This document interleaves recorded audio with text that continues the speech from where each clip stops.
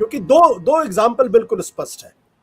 जो खरगोन का मामला है, बुलडोज करने का मामला, उत्तर प्रदेश के अंदर भी बुलडोज हुआ है, लेकिन वही सरकारें, वही प्रशासन, जब यति नरसिंहा राव का सवाल खड़ा होता है तो उसको गिरफ्तार करने में उनको कई दिन लग जाते हैं और सुप्रीम कोर्ट तक में बात जाती, तब उनको गिरफ्तारी होती है। अभी जो जो भगवाधारी साहब थे, 4-5 दिन पहले से उनका वीडियो लगातार चल रहा है, जिस तरीके की भाषा का इस्तेमाल कर रहे हैं, अब जाके उनको गिरफ्तार किया गया इतने दिनों के बाद। तो ये जो दो तरीके का प्रशासन का रवैया दिखाई पड़ रहा है, इसको आप किस नजर से देखते हो और ऐसा क्यों हो रहा है? देखिए, मैं थोड़ा सा जो पहला वाला मुद्दा है उस पर भी थोड़ा बोलना चाहूंगा कि, और उसके बाद इस दूसरे वाले आपका जो सवाल उस पर आऊंगा कि ये जो मामला है पूरा, इसमें भारत कोई तानाशाह देश नहीं है। यहाँ पे किसी तानाशाह का शासन नहीं, यहाँ पर कोई सामंती राजा का भी शासन नहीं है कि जिसके मुंह से जो निकले वो कानून हो जाए। यहाँ पर संविधान का और कानून का शासन है। भारत का जो संविधान है और भारत में जो आईपीसी है, उसमें कानून के तहत किसी भी सरकार को किसी की भी संपत्ति ध्वस्त करने का अधिकार नहीं है, एक। दूसरा है कि किसी भी सरकार को किसी को सजा देने का भी अधिकार नहीं है। हमारा कानून जो है सरकार को अधिकार नहीं देता है कि सजा दे, वो अधिकार अदालत के पास है।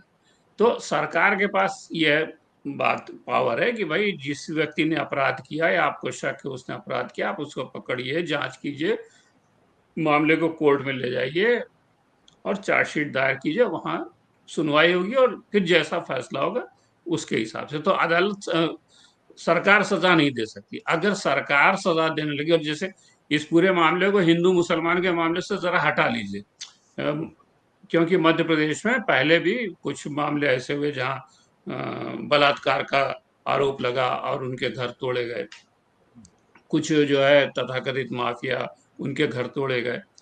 तो सवाल ये है कि अतिक्रमण का अगर आप बहाना लेते हैं कि अतिक्रमण हुआ था, वहां पे अतिक्रमण को तोड़ा गया, उसकी भी एक प्रोसेस है जिसमें आप अतिक्रमण करने वाले को नोटिस देते हैं। जो मध्य प्रदेश का भी जो कानून है, भूमि विकास का कानून, उसमें मिनिमम 10 दिन की नोटिस दी जाती है। उससे सबूत मांगे जाते हैं। सबूत मांगने के बाद अगर वो संतुष्ट नहीं कर पाया तो आप तोड़ने की कार्रवाई कीजिए। और जैसे यशोवर्धन जी कह रहे थे कि पुलिस नहीं तोड़ सकती, उसको जो नगर निगम है वही वो कार्रवाई कर सकता, दूसरा नहीं कर सकता। तो ये पूरी की पूरी कार्रवाई गैर कानूनी है। और अगर सरकारें इस तरह से न्याय करने लगे, सजा देने लगे, तो फिर देश में अदालतों की जरूरत ही नहीं है, सुप्रीम कोर्ट, हाई कोर्ट की जरूरत नहीं है, वकीलों की जरूरत नहीं है। क्योंकि हमारे यहाँ जो हमारा कानून है उसमें किसी भी व्यक्ति के विरुद्ध कोई भी आरोप है तो उस व्यक्ति को अपनी बात कहने का, अपना पक्ष रखने का, अपने बचाव में सबूत देने का, अपनी सुनवाई कराने का पूरा अधिकार है। उसके बिना आप किसी को सजा दे ही नहीं सकते। यह हमारा मूल रूप से हमारा कानूनी अधिकार है। तो ये इस पूरे मामले में मध्य प्रदेश सरकार की जो भी कार्रवाई रही, केवल यही नहीं, क्योंकि मध्य प्रदेश की ये अभी हाल का मामला, खरगोन का मामला छोड़ दीजिए, उसके पहले मध्य प्रदेश में कई घटनाएं हुई हैं जहां बुलडोजर से तोड़ा गया है। और ये जो खरगोन के मामले में भी है, उसमें भी एक सज्जन का तो कहना है कि भाई वो मेरा तो मकान प्रधानमंत्री आवास योजना के तहत बना था, उसकी सारी परमिशन ली गई थी, तो वो अतिक्रमण वाला मकान नहीं हो सकता। दूसरे एक सज्जन का कहना था कि उनका मकान में जो अतिक्रमण का हिस्सा था, कुछ दिन पहले लोग आए थे और उतना हिस्सा तोड़ के चले गए थे कि भाई आपने इंक्रोचमेंट किया, वो तोड़ दिया था। बाकी हिस्सा माना गया था कि उनका वैध है, उसको भी तोड़ दिया गया। तो ये दो मामले ऐसे हैं जो कहते हैं कि नहीं, अतिक्रमण ही मामला नहीं था, कुछ और मामला था, एक। अब जो आपका दूसरा सवाल है कि भाई यति नरसिंहानंद या बजरंग मुनि या इस तरह के तमाम लोग, या हरिद्वार की धर्म संसद होती है, इस तरह के तमाम लोग हैं जो ऐसी बातें कर रहे हैं और उनके खिलाफ जो है मामले बहुत मुश्किल से दर्ज होते हैं तो गिरफ्तारी नहीं होती, और गिरफ्तारी होती है तो जल्दी बेल मिल जाती है। और उसके बाद उनका अदालतों में क्या होगा उस पर प्रश्नवाचक चिन्ह लगा हुआ। इस मामले को भी मैं कहता हूं कि थोड़ा हिंदू मुसलमान के मामले से अलग करके देखिए, उनका जो नफरती बयान उसको अलग करके देखिए।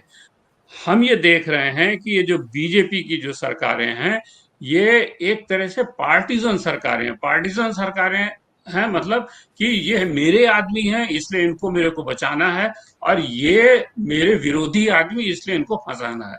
मिसाल के तौर पे लखीमपुर में किसान आंदोलन के समय में अब एक व्यक्ति या कुछ लोग जो है किसानों को कुचल देते हैं, सबके सामने घटना होती है, वीडियो है।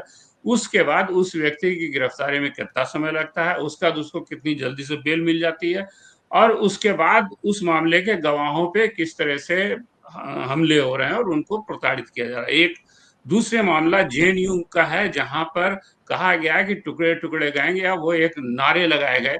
उस मामले में बिल्कुल ये सबूत सामने आया है कि ये जो वीडियो था उसमें ऊपर से आवाज मार्फ की गई थी। जिस पत्रकार से ये काम कराने को कहा गया था, उस पत्रकार ने बाकायदा बयान दिया, इस्तीफा दिया उस चैनल से। उसके बावजूद क्या पुलिस ने उस मामले की जांच की? नहीं, उस मामले की जांच नहीं की।